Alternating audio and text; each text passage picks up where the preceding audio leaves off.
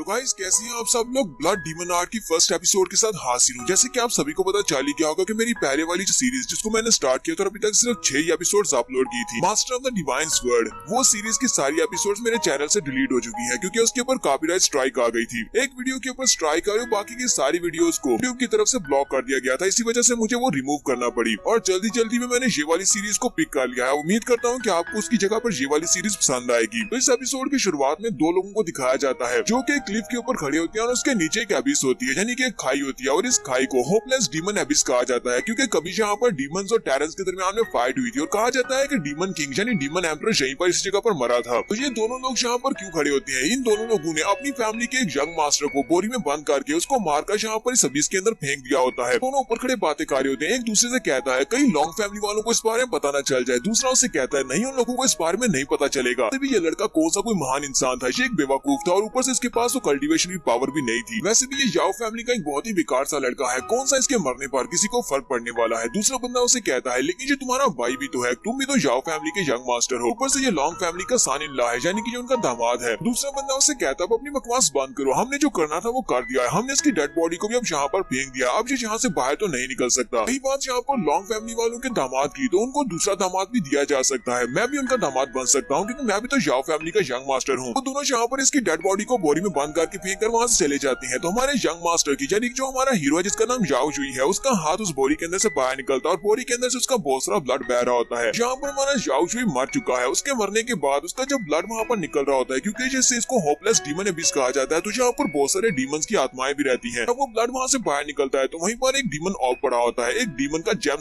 Stone या फिर इसको क्रिस्टल भी कह सकते हैं, वो पड़ा होता है। इसका ब्लड जब उस क्रिस्टल के साथ लगता है तो वो क्रिस्टल एक्टिवेट हो जाता है और उसके अंदर डीमन की सोल होती है, वो जल्दी से वहाँ पर अपीयर होती है। उस क्रिस्टल के अंदर जो डीमन कैद था वो डीमन कहता है तो फाइनली आज किसी ने मुझे यहाँ पर अवेकन कर ही दिया। मैं तो कितने लंबे अरसे से यहाँ पर इंतजार कर रहा था कि कोई यहाँ पर आए और मुझे जगाए। फिर साथ ही वो हमारे याओ जुई की बॉडी की तरफ देखकर कहता है ये लड़का तो बहुत ज्यादा कमजोर है लेकिन ये मेरे किस काम का है। फिर साथ ही जब वो इसको इंस्पेक्ट करता है तो उसे पता चलता है कि इसके पास जो ब्लड वेसल्स है वो काफी ज्यादा स्पेशल है। वो कहता है लगता है कि ये मेरी हेल्प कर सकता है। मैंने अपनी सारी जिंदगी कल्टीवेट किया है और बहुत सारी पावर्स को हासिल किया, लगता है कि अब मैं सारी की सारी पावर्स इस लड़के को देने वाला हूँ क्योंकि इसी लड़के की बॉडी में मैं जिंदा हो सकता हूँ। तो उस क्रिस्टल के अंदर से उस डीमन की सोल बाहर की तरफ निकलती है और उस डीमन की सोल बाहर की तरफ निकलने के बाद उस बोरी के अंदर हमारे याओ जुई की बॉडी के अंदर चली जाती है और वो डीमन हमारे याओ जुई से कहता है लड़के आज मैं तुम्हें ये वाली अपॉर्चुनिटी देने वाला हूँ। हो सकता है कि तुम अपनी सारी जिंदगी कचरे रहे होगे लेकिन अब तुम्हें कचरे नहीं रहे बल्कि अब तुम एक डीमन एम्परर बनने वाले हो। तो उस डीमन की आत्मा जब हमारे याओ जुई की बॉडी के अंदर समा जाती है तो बाद ही वो से कहता है चलो लड़के अब जल्दी से उठ जाओ। फिर के बाद हमारे याओ जुई को होश आती है, वो उस बॉडी के अंदर से बाहर निकलता है और कहता है ये क्या, मैं अभी तक जिंदा हूँ। उसी के साथ उसका सर वहाँ पर बहुत ही तेजी से दर्द करना शुरू करता है। वो अपने सर पे हाथ रखता है और एक जोरदार चीख मारता है और कहता है यहाँ पर हो क्या रहा है, ये सारी की सारी मेमोरीज कहाँ से आ रही हैं? क्या अब इसकी बॉडी के अंदर एक डीमन भी आ चुका है? तो डीमन उस वक्त से यहाँ पर है जब वहाँ पर जंग हुई थी, जहाँ पर हमारे याओ जुई को इस हकीकत के बारे में पता चलता है, जबकि कहानियों में ये लिखा गया है कि यहाँ पर डीमंस और टेरेंस के दरमियान में फाइट हुई थी। लेकिन इस मेमोरीज के जरिए से हमारे याओ जुई को पता चलता है कि यहाँ पर डीमंस और दूसरे एलियंस के साथ फाइट हुई थी। एलियंस जो कि दूसरे ह्यूमन से यहाँ पर आए थे उनके साथ इनकी फाइट हुई थी। उस वक्त जो डीमंस का एम्परर था उसने सभी अपने डीमन साथियों से कहा कि उन सभी को मिलकर इनके ऊपर अटैक करना होगा, इन्हें यहाँ से निकालना होगा। हालांकि यहाँ पर डीमंस ने उन सारे के सारे ह्यूमन से आए हुए एलियंस को मार दिया लेकिन उनकी वजह से यहाँ पर डीमन रेस को भी काफी ज्यादा नुकसान पहुंचा, उनके बहुत सारे लोग मारे गए और डीमन किंग खुद भी काफी ज्यादा जख्मी था और बहुत ज्यादा कमजोर हो चुका था। ये सारी फाइट क्योंकि इसी जगह पर हुई थी, इसी वजह से इस जगह को तब से लेकर अभी तक होपलेस डीमन एबिस कहा जाता है क्योंकि यहाँ पर उन डीमंस ने अपनी आखिरी उम्मीद को खो दिया था। हमारा याओ जुई कहता है तो आज मुझे फाइनली पता चल गया कि होपलेस डीमन एबिस का मतलब क्या है। तो आज मुझे इसके ओरिजिन के बारे में पता चला है। एंशिएंट बुक्स के अंदर जो लिखा हुआ था उसके मुताबिक तो यहाँ पर हमारे इंसानों की डीमंस के साथ फाइट हुई थी, लेकिन यहाँ पर मुझे पता चल रहा है कि डीमंस की इंसानों के साथ कभी फाइट हुई नहीं थी। के साथ उसे झटका लगता है और पीछे की तरफ हटता है। पीछे जो दीवार होती है वो उसके ऊपर जब अपना हाथ लगाता है तो उस दीवार में काफी बड़ा डेंट पड़ जाता है। अब उसकी स्ट्रेंथ पहले से बहुत ज्यादा बढ़ चुकी है। ये देखकर वो खुद भी काफी ज्यादा हैरान हो जाता है और कहता है क्या ये मैंने किया है, लेकिन मेरे अंदर इतनी स्ट्रेंथ कहाँ से आ गई, मैं तो इतना स्ट्रॉन्ग था ही नहीं, मेरे पास तो कल्टीवेशन की पावर ही नहीं थी। जहाँ पर वो बताता है कि उसकी कल्टीवेशन की पावर कैसे गई। वो कहता है जब मैं 10 साल का था मेरे बड़े भाई ने, जो कि मेरा सौतेला भाई है, उसने मुझे इतना ज्यादा पीटा था, वो मुझे किक मार रहा था और इससे इतना ज्यादा मुझे किक मारी कि मेरी मेडियंस बर्बाद हो गई और मैं तब से लेकर अभी तक कल्टीवेट नहीं कर पा रहा। साथ ही उसे अपने सामने उसी डीमन का वो क्रिस्टल दिखाई देता है। वो उसको उठाता और कहता है ये तो डीमन स्टोन है, लेकिन ये यहाँ पर क्या कर रहा है? लेकिन मैंने आज से पहले कभी भी इतने बड़े साइज का डीमन स्टोन नहीं देखा, ये तो कुछ ज्यादा स्पेशल लग रहा है। तुम्हारा याओ जुई इस डीमन स्टोन को अपने हाथ में उठा लेता और कहता है ये तो वाकई में काफी ज्यादा बड़ा है। वो डीमन स्टोन उसके हाथ में वहीं पर गायब हो जाता है, धुआं बनकर वहीं से उड़ जाता है। याओ जुई कहता है तो अब मुझे समझ आया कि मैं यहाँ पर जिंदा कैसे हो गया, क्योंकि मुझे पता है कि मेरे भाइयों ने मुझे मार दिया था और मुझे यहाँ पर फेंक दिया था। तो है कि मैंने गलती से यहाँ पर इस डीमन क्रिस्टल की जितने भी सोल की पावर थी उसको अपनी बॉडी के अंदर अब्सॉर्ब कर लिया और मुझे यहाँ पर दूसरा मौका मिला है। मैं यहाँ पर दोबारा से रीबॉर्न हुआ हूँ, क्योंकि अभी मुझे थोड़ी देर पहले जितनी भी मेमोरीज दिखाई गई थी वो सारी की सारी उसी डीमन की थी। डीमन की आत्मा इस वक्त मेरी बॉडी के अंदर है। ये सब कुछ सोचने के बाद हमारा हीरो जाओ शुई बहुत ज्यादा खुश हो जाता है और कहता है मेरा नाम जाओ शुई है और मैं कभी भी गिव अप नहीं करूंगा, क्योंकि अब मुझे यहाँ पर दूसरा मौका मिला है। मैं उन सभी लोगों से बदला लेने वाला हूँ, उन सभी लोगों से जिन्होंने मुझे ह्यूमिलिएट किया, जिन्होंने मेरी मेडियंस को बर्बाद किया, जो मुझे इंसान नहीं समझते, जो मुझे हमेशा तंग किया करते थे। ये वक्त आ चुका है कि अपनी वेंजेंस को पूरा किया जा सके। सभी को इसकी कीमत चुकाना पड़ेगी। और इसके साथ ही वो वहीं पर बैठकर दोबारा से कल्टीवेट करना स्टार्ट करता है। जाओ शुई वहीं पर बैठकर कल्टीवेट करते हुए कहता है मैं जाओ शुई, मुझे अब यहीं पर बैठकर कल्टीवेट करना चाहिए। क्या मुझे अपनी कल्टीवेशन को आगे बढ़ाना होगा, सभी से ऊपर टॉप पर पहुंचने के लिए मुझे ये सब कुछ करना पड़ेगा, ये लाजमी है। आज के बाद मैं कभी भी किसी के ऑर्डर्स को फॉलो नहीं करूंगा, बल्कि सभी को मैं ऑर्डर्स दूंगा। तो जाओ शुई वहाँ पर काफी देर बैठकर अपने आप को कल्टीवेट करता है और वहीं पर वो सारी मेमोरीज को भी जानकर देख रहा होता है। जाओ शुई अपनी आंखें खोलता है और कहता है इस दुनिया में बहुत सारी डीमन रेसेस हैं, डिफरेंट तरह के डीमंस हैं, बहुत सारे ट्रेजर्स हैं। इस डीमन ने वो सारे के सारे ट्रेजर्स और दो बाकी की सारी डीमन रेसेस को देखा हुआ है। इसी वजह से अब मेरे लिए आसान हो जाएगा डीमन हंट या फिर ट्रेजर हंटिंग। जब फाइनली यहाँ पर अब नया काफी कुछ पता चल रहा है। जाओ शुई भी यहीं पर खड़ा होता है कि उसी वक्त से महसूस होता है कि ऊपर से पत्थर गिर रहे हैं। वो वहीं पर खड़ा खड़ा जल्दी से जंप करता है और अपने आप को बचाता है। उसके पीछे वहाँ पर एक जबरदस्त धमाका होता है। जाओ शुई कहता है अब यहाँ पर क्या हो रहा है, तो बहुत ज्यादा क्लोज था, अगर मैं जल्दी से वहाँ से डॉज नहीं करता तो ये सारे पत्थर मेरे ऊपर गिरते और मैं वहाँ पर नीचे दब जाता। साइड के ऊपर देखता है तो वहाँ पर से उसे धमाके की आवाज आती है। वो जल्दी से उस तरफ जाता है और वहाँ पर देखता है तो वहाँ पर दो डीमन बीस्ट आपस में फाइट कर रहे होते हैं। बड़ा सा स्नेक होता है जबकि उसके सामने एक छोटा मंकी होता है। वो दोनों एक दूसरे के आमने सामने होते हैं। इनका साइज बहुत सा बड़ा होता है जबकि मंकी का साइज काफी छोटा होता है। स्नेक आगे बढ़ता है, मंकी के ऊपर अटैक करता है, जबकि मंकी जंप करते हुए उसके ऊपर अटैक करते हुए पीछे की तरफ हट जाता है। लेकिन स्नेक भी उसे कहां पर छोड़ने वाला है। स्नेक उसको खाने के लिए बार बार उसके ऊपर अटैक करता है, तो वो मंकी जल्दी से जंप करते हुए के ऊपर लगे हुए एक पेड़ के ऊपर जाकर चिपक जाता है और वहीं पर से उसकी नकल भी उतार रहा होता है, जिसकी वजह से वो स्नेक काफी गुस्सा होता है। जबकि हमारा जाओ शुई दूर से जहाँ सब कुछ देख रहा होता है कहता है बंदा तो काफी नटखट लगता है, इसका साइज काफी छोटा है लेकिन काफी स्ट्रॉन्ग लगता है कि ये सांप का मुकाबला करके रहेगा। तो सांप फिर से अपना बड़ा सा मुंह खोलता है और बंदर के ऊपर अटैक करने के लिए आगे बढ़ता है। वो नीचे से ऊपर की तरफ जाता है ताकि अपना मुंह खोलकर उसको खा सके। जाओ शुई दूर से चिल्लाकर उसे कहता है छोटे दोस्त अपने आप को संभालो, जो तुम्हारी तरफ आगे बढ़ रहा है। जबकि वो छोटा मंकी उस पेड़ के ऊपर से छलांग लगाता है। वहाँ पर एक बेल लटकी होती है, वो उस बेल को भी पकड़ लेता है। उस पेड़ के ऊपर से उस बेल के साथ लटककर नीचे की तरफ छलांग लगाता है और बड़ी स्पीड से नीचे चला जाता है। इसके साथ ही वो उस बेल को उस सांप की मुंडी के पास ही वहीं पर लपेट देता है। वो उसको गोल गोल लपेटता है ताकि वो उसकी सांस बंद कर सके। एक तरफ से वो बेल ऊपर पेड़ के साथ लगी होती है, दूसरी तरफ से इसने उस बेल को सांप के साथ बांध दिया और उसको बांधने के बाद वो नीचे की तरफ जंप करता है और पत्थर के पास जाकर खड़ा हो जाता है और अपने पाँव को एक पत्थर के साथ टिकाकर बाजुओं के साथ जोर लगाता है और उस रस्सी को खींचता है। की वजह से उस सांप की सांस आना बंद हो जाती है, क्योंकि वो उसकी रस्सी को वहाँ पर और ज्यादा कस रहा होता है। जाओ शुई ये सब कुछ देखकर बहुत ज्यादा हैरान होता है और कहता है हालांकि ये बंदर बहुत ज्यादा छोटा है लेकिन ये तो काफी ज्यादा समझदार लगता है। अभी तो ये साइज में छोटा है, मुझे लगता है कि इससे भी काफी बड़ा होना है और जब ये बड़ा हो जाएगा ये और भी ज्यादा समझदार और पावरफुल हो जाएगा। छोटा मंकी वहाँ पर उस स्नेक की रस्सी को खींच रहा होता है। जब उस रस्सी को ज्यादा खींचता है तो वो स्नेक वहाँ पर अपनी पावर्स को यूज करते हुए उस रस्सी को तोड़ देता है। वो उस रस्सी को तोड़ने के बाद फिर से उस छोटे बंदर की तरफ देखता है और उसे खाने के लिए आगे बढ़ता है। तो अब उस बंदर के पास वहाँ से बचने के चांसेस बहुत ज्यादा कम है। तो उसने जो भी उसके तरीके थे उससे यूज कर दिया। वो स्नेक अपना बड़ा सा मुंह खोलकर उसकी तरफ आगे बढ़ता है तो बंदर उसके दोनों जबड़ों को